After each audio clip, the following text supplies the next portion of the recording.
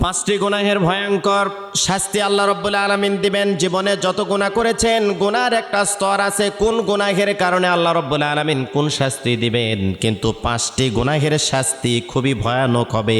এক নম্বরে গীবত করা, নিজের খান কামাই করেন, নিজের বাসা বাড়িতে আপনার রুজি রুটি সব কিছু নিজে রেখে আপনি যে চা স্টলের বসে, বাজারে বসে, মাঠে ঘাটে গিয়া বিভিন্ন জায়গায় গিয়ে পরের গীবত করছেন।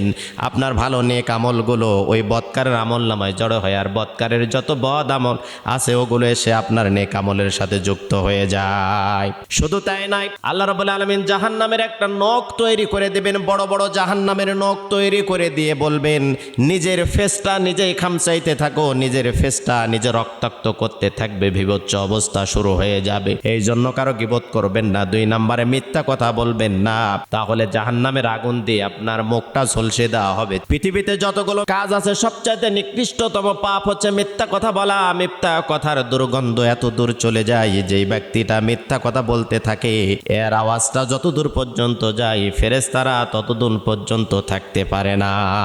মিথ্যা কথা বললে পরিবারে অশান্তি তৈরি হয়, মিথ্যা কথা বললে ভাইয়ে ভাইয়ে দ্বন্দ্ব হয়, মিথ্যা কথা বললে সমাজের ভিতরে একজন আর একজনের উপরে ক্ষিপ্ত হয়ে যায়, অশান্তির দাবানল দাও দাও করে জ্বলতে থাকে। এই জন্য মিথ্যা কথা যে যত পরিহার করবেন সমাজে, ব্যক্তিগত জীবনে, পারিবারিক জীবনে, রাষ্ট্রীয় জীবনে পরিবেশটা সুন্দর থাকবে।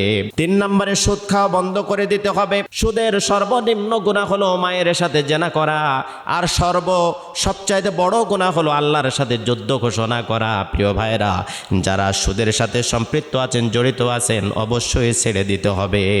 চার নম্বরে চগলখড়ি করা, কারো অনুপস্থিতিতে কাউকে নিয়ে কটূক্তি করা, কথা বলা, বাজে মন্তব্য করা, এটা ছেড়ে যেতে হবে। না হলে কিয়ামতের ময়দানে শরীরটা জাহান্নামের মধ্যে রেখে দেওয়া হবে, আর আগুনের মধ্যে রেখে দেয়া শরীরের কোনো গোস্ত থাকবে না, শুধু কঙ্কাল হাড্ডি বের হয়ে যাবে।